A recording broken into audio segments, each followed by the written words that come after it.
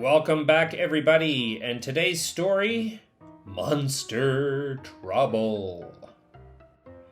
I hope you've been enjoying all of the spooky content on the channel this October. If you haven't subscribed already, then, well, do me a favor and subscribe. Back to today's story, Monster Trouble.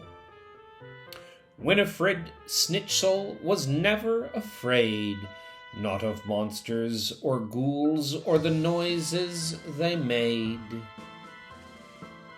She loved scary movies and werewolves and thunder, and peg-legged pirates who bury their plunder.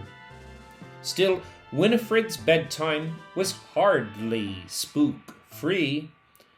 The neighborhood monsters would not let her be. Each night, they'd show up and attempt to be scary.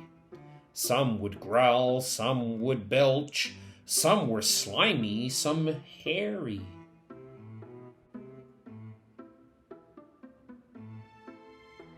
But all of their monsterly mayhem was moot, because Winifred Schnitzel thought monsters were cute. Still, night after night, all those monsters kept creeping into Winifred's room, interrupting her sleeping. Too tired for math, too exhausted for fun, she finally decided those monsters are done. She ordered a book titled Monsters Beware and constructed a sticky string small monster snare. But that night, the big monsters all showed up first. The sticky string snare got so stretched that it burst. There were monsters on bedposts and stuck to the wall. They made slingshots from string. They were having a ball. Winifred sighed. They were louder than ever. She knew that she needed to try something clever. So she brought in some stinky old Limburger cheese. The label said caution, makes big monsters sneeze. The monsters just called up the Goblin Street Deli. They ordered in bagels and fish eyeball jelly. Winifred barely got through the next day. She dozed off in art class and snoozed through ballet. She decided, that's it. I've got to get tough.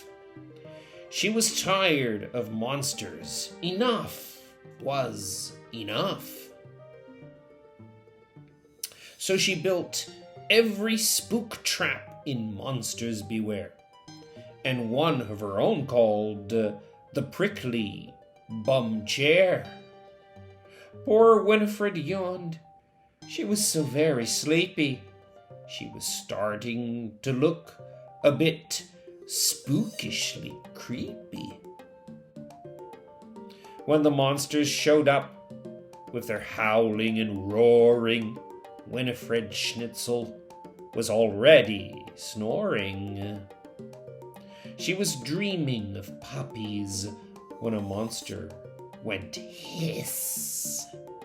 She reached out and gave it a big, sleepy kiss.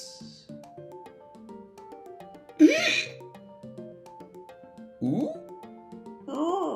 Bleh. The monsters yelled, yuck!